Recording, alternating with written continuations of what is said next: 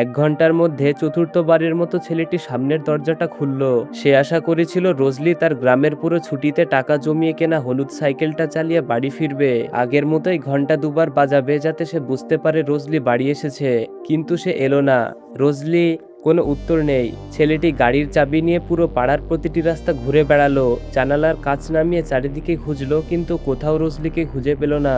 রাত হয়ে গেলে সে পুলিশকে খবর দিল। পুলিশ টানা 3 সপ্তাহ খোঁজ চালালো, কিন্তু কোনো সন্ধান পেল না। তারা রাস্তায় প্রতিটি বাড়ির দরজায় গিয়ে জিজ্ঞাসাবাদ করলো, এমনকি পাশের বাড়ির বৃদ্ধ মিস্টার অ্যাভেরির কাছেও গেল। তিনি মাথা নেড়ে বললেন তিনিও খেয়াল রাখবেন। অবশেষে পুলিশ কেসটি ক্লোজ করে দিল।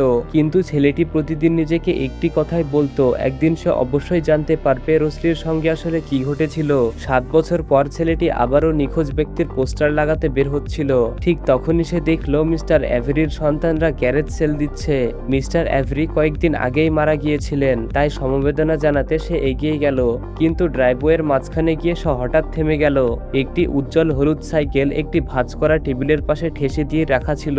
হ্যান্ডেলে ঝুলেছিল মাত্র $5 একটি দাম লেখা ট্যাগ। ছেলেটি সাইকেলটি হাতে তুলে উল্টে দেখলো সিটের নিচে আঁচড় কেটে লেখা ছিল রোজলির নামের অধ্যক্ষর। টেবিলের পেছনে দাঁড়িয়ে থাকা মহিলা হেসে বললেন, নেবেন? ছেলেটি টেবিলের ওপর $5 রেখে কোনো কথা না বলেই সাইকেলটি বাড়ি নিয়ে গেল।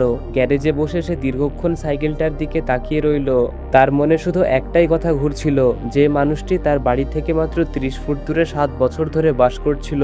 তারপর সে ফোন তুলে সেই গোয়েন্দাকে কল করলো যিনি রোজলির মামলাটি তদন্ত করছিলেন। আমার বাড়িতে এখনই আসুন। পরের দিন সকালে পুলিশ মিস্টার অ্যাভেরির বাড়ির তল্লাশি চালান। ছেলেটি নিজের বারান্দায় দাঁড়িয়ে দেখছিল তারা একের পর এক জিনিস তার শেড থেকে বের করে আনছে। হঠাৎ একজন অফিসার একটি বক্সের ভেতর তাকিয়ে একেবারে স্থির হয়ে গেল।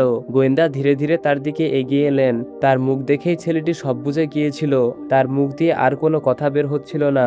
গোয়েন্দা তার কাঁধে হাত রেখে বললেন, আমরা যথেষ্ট প্রমাণ পেয়েছি। সবকিছুর জন্য দায়ী ছিল সে গত 7 বছর ধরে তার বাড়ি থেকে মাত্র 30 ফুট দূরে বসবাস করছিল। অথচ তার নিজের সন্তানরাও কখনো জানতে পারেনি তাদের বাবা আসলে কে ছিল।